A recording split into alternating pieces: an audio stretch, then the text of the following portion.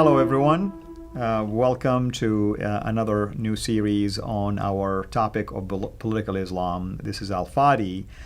And this particular video series that we are going to start, myself and my guest here in studio, Dr. Bill Warner, is going to be probably a little bit on the tough side. And what I mean by that is we're not going to hold back information.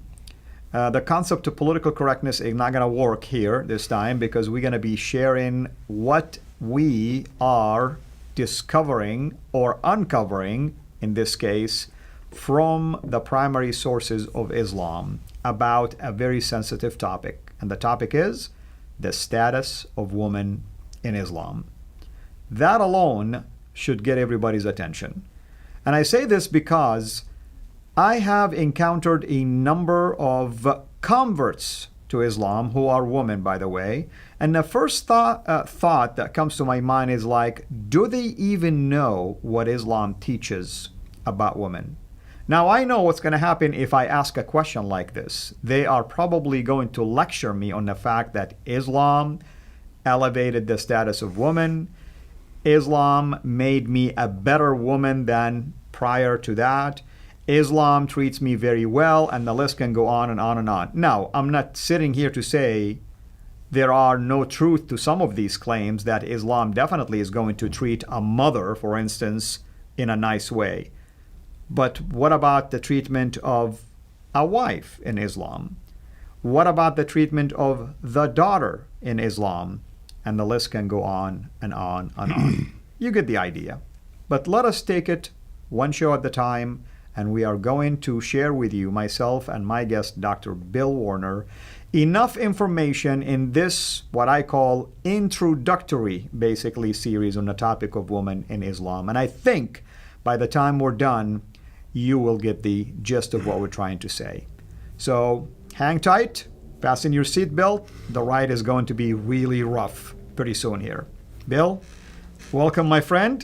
And I hope this introduction will lead you into your own encounter with the topic of women in Islam. First of all, tell us, your own relationship with women in general. Well, when you and I talked as to what we were going to talk about during this series, I said I wanted to be one of them as women. I was raised by two women, have two daughters, married to the same woman for 56 years. Excuse me. So as a result, I'm very sensitive to how women are treated. They've treated me well, and I can't stand their abuse. So when I started just reading Islam, one of the things that ran into my head was, it's like, first off, I noticed three different views of women. There's the view of the woman as a mother, in which she is elevated. There's the view of Judgment Day, in which they're equal on Judgment Day. But then the third category is that women are subjugated. And the subjugation bothered me. And by the way, one of the examples of subjugation is this. My wife nursed our children.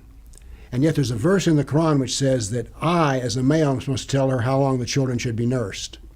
I'm like, what? You crazy? Why would I ever tell a woman how long to nurse a baby? And yet there's a verse there. That's what I call it, subjugates the women.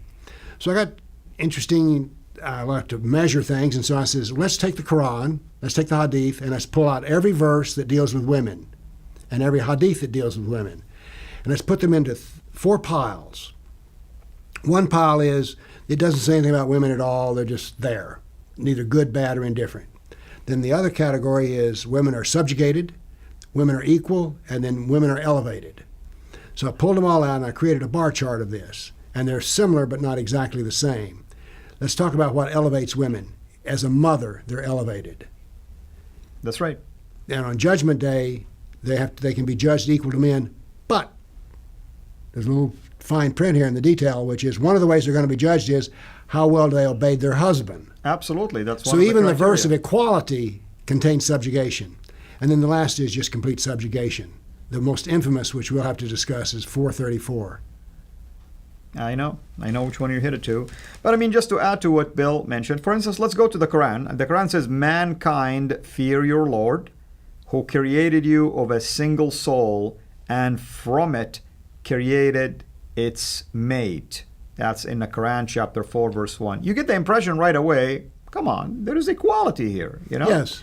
I mean, it's a benign verse. I mean, it's almost like the Bible saying he made you male and female, Right. you know, created an image of God, you know, he made them male. You know, all this is fine, you know, but you heard a number right now, chapter 4, verse 34. Wait until we get there, and you tell me if there is equality in that particular verse. Bill, what basically grabbed your interest or attention into specifically the status of women in Islam? I mean, was there an incident? Was there something that, you know, made you feel like, man, I need to know more about this? Well, I didn't at first. My study of Islam started with the three texts themselves, Quran, Sirah, Hadith. And I approached them just as, I don't know what's in them. But as I studied them, it was very clear that women have a position of subjugation. Let's put it this way. There's no verse in which the woman is ordered to beat the man. But there are such things for women. So anyway, I wanted to measure the difference and distinction because, as I say, my personal history is I'm very sensitive to how women are treated. I have daughters, a wife, was raised by a mother and grandmother, and I want to see them treated well. And some of the ways let's put it this way, I would not want the women in my family to be treated as though they were Muslim women. Right. I mean, I understand. I mean, I grew up, of course, in a Muslim family. I have a mother, I have sisters, and I can tell you, you know, one of my concerns about when I decided in the 70s to go for jihad in Afghanistan is that my mother forbade me from such an idea. She kind of like wanted me to basically respect her decision, never to disobey her. And it is my concern about her status because there is a hadith that says, you know, the paradise is under the feet of mother. I was concerned that maybe God is going to punish me for disobeying her. What if I go and fight and die and my death is not as a martyr anymore? I died basically as someone that God will view differently. Because there are hadith about martyrs that God also didn't send straight to paradise because he felt like they didn't do things correctly, you know. So that was my concern. But you look at the woman in Islam as a wife, all of a sudden, I will begin to feel superior naturally. Now, where does that come from? Let me read a verse, for instance, you're familiar with. You mentioned already chapter 4, verse 34. I'm not going to read the whole thing because you know it's damaging. Right. But we are going to read just a portion of it.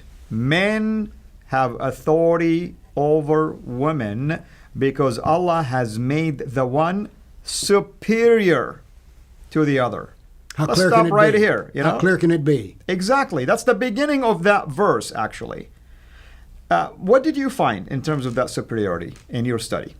Well, I found that what it says is it's not just this one verse which says it's superior, but it's just ways in which the man can subjugate the woman again and again and again. As a matter of fact, I think if I could review my original notes, I think in every case in which it's a man and a woman are mentioned in the same verse, the man is subjugating the woman. And by the way, although we may talk about slavery later, the one in which the women are treated the absolute worst are the sex slaves. That's right. Women who your right hand possesses. Exactly. I mean, let me interject also, like in the Quran, in Islam, I should say, the Quran has commentators. Those are Islamic scholars that studied the Quran and they understand the reason, for instance, why a verse was revealed. They have knowledge of what Muhammad says about that particular topic or maybe that particular verse. And some of them are considered to be one of the greatest renowned scholars in Islam, like Ibn Kathir, for instance. Right. Like Tabari, like Qurtubi, like Al-Razi, Zamakhshari, and the list can go on and on. These are scholars that studied the Quran from its early inception. We're talking, you know, the 9th century, 10th century, 13th century. Look at Ibn Kathir. Ibn Kathir is a Salafi scholar. And, you know, I like what you said earlier. You told me, you know, if I want to be a Muslim, I'll be a Salafi. Yes. Why? Because the Salaf, just by their term, you know, by the name, meaning like the followers of Muhammad and his companions. In other words, you're saying that's the perfect model of 7th century Islam if you become a Salaf. Look at what the Salafi scholar Ibn Kathir, who is, by the way, the student of Ibn Taymiyyah.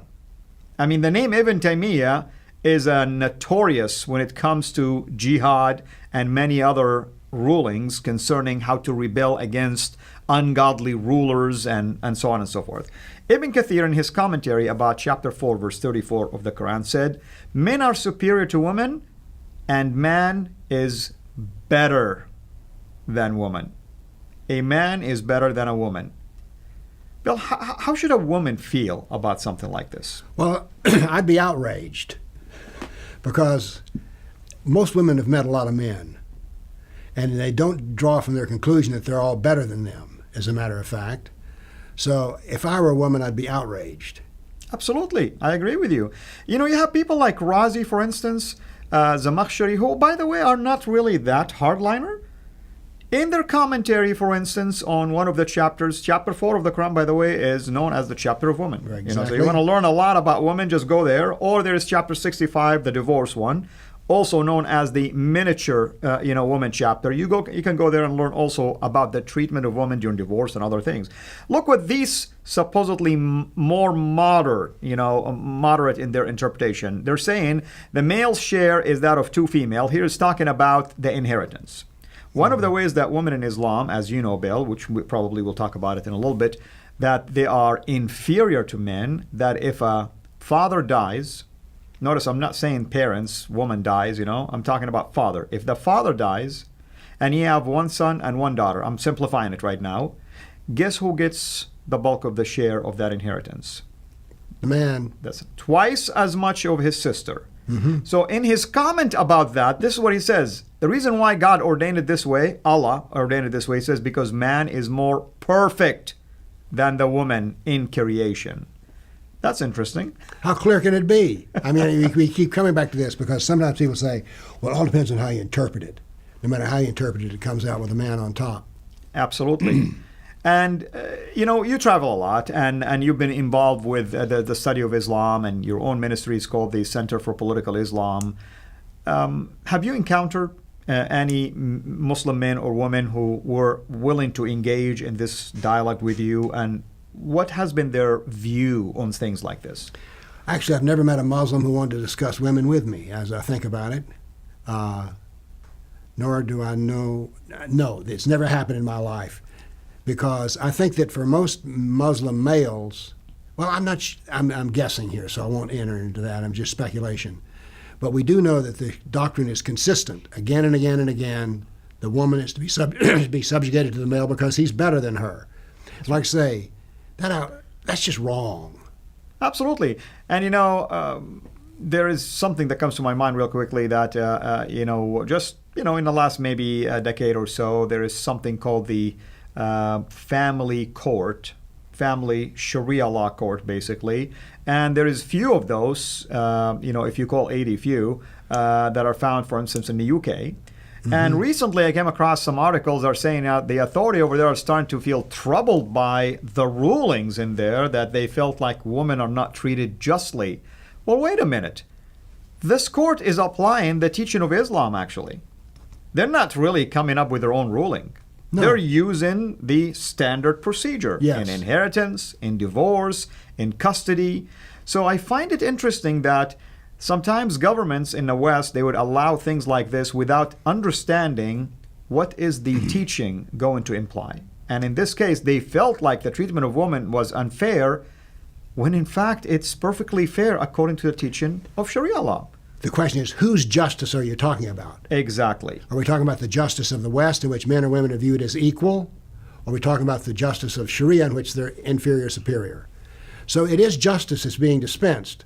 And I find the most troubling thing you say here is that political officials in UK have allowed this to happen. It didn't just happen. In every case, they unlock the door and open it and says, come on in. Absolutely. Because we don't want to be Islamophobes, so if you want to have your own courts, well, sure, have your own courts. But they've never read the label of what they're buying. Exactly. And what they're hearing now, they probably began to get some pressure from others who are troubled by, they have maybe a Muslim friend who is a female, and she was complaining about how the ruling was against her. But, there is more to the story. Probably the Muslim woman herself didn't know that that's what the law says, the Sharia law says, that she should be treated this way. So this is what we mean by we're uncovering things for you. It's really not up to the Muslim man or the Muslim woman in the street to tell you how they ought to be treated. The judges of Sharia law or Sharia court decide based on the primary sources. Mm-hmm. That's the Quran, that's the Hadith, and the interpretation of those. And those don't change. Exactly. So one of the things about Islamic justice is what was just in the year 632 is just today. You consider it timeless, basically. Exactly. As a matter of fact, I heard one comic say that Islam is a time machine which creates the force of putting all civilizations into the year 632. It is. Bringing things back to the 7th century, technically speaking. That is the purpose of Sharia. I mean, look at areas like Afghanistan, if I dare to say that. You know, the invasion of the Soviets happened in the 70s, late 70s, 1979. You know, the band of brothers that was called the Mujahideen and later evolved into what we know today as Al-Qaeda and alliance with the Taliban and things like that. And they ruled for a while, actually. If you go to Afghanistan today, it's nowhere near the Afghanistan that used to be. It leaped backward, not forward. It's been around on the internet, but you have pictures of like women in the 30s and 40s in Iran, in Afghanistan, and you couldn't really tell where they were taken from. But now then, you can easily spot, the woman in the burqa, you can't even see her face, she's a Muslim. Yeah. And you know, the Taliban's biggest beef with women is the idea of them going to school and having education. I mean, they're totally anti this. Now, is that equality? Well, it may be inequitable according to what we say, but according to the rules of Islam, it's totally equal. That's right, exactly. And that's what Bill is trying to say. Who's saying what, and where are you getting your opinion from? I know we are emotional human beings, and we think rationally sometimes based on the times we're living. Just because someone lives in the West and they have freedom of choice and freedom of religion, that means nothing under Sharia law. In fact, Sharia law will tell you you are free to live under Islamic law according to what Islamic law dictates. Yes. That's the freedom, you know? You're right. You're free to live under our law as long as you abide by it. You're free to be subjugated. Right. That's what we're about. And of course, we covered this earlier, that's what Islam is about, subjugation. Absolutely. Well, Bill, you can tell this is a deep topic, and I think maybe next time we'll venture a little bit more into Chapter 434 and other related matters that deals with women and how they are being treated according to the teaching of Islam in general. Thank you again, everyone, for watching us. Hopefully you'll find this series to be extremely powerful, and helpful to your interactions with female from a Muslim background. Sympathize with them, by the way. You are going to hear some Muslim women say some outrageous things to you. They may tell you, I'm happy with the way Islam treats me. I'm happy with the fact that the God of Islam told me that it's okay to have this much inheritance, or my husband have this authority over me. So don't be surprised, because in their view, I'm being obedient to the teaching, the divine teaching of my God. And that's why they may share things like this or opinions like this. So hang tight. We'll see you next time. God bless you. Thank you for watching. Please like our video, and we encourage you to subscribe to our YouTube channel, CIRA International. And be sure also to click the bell so that you receive notifications whenever we upload new videos into the channel.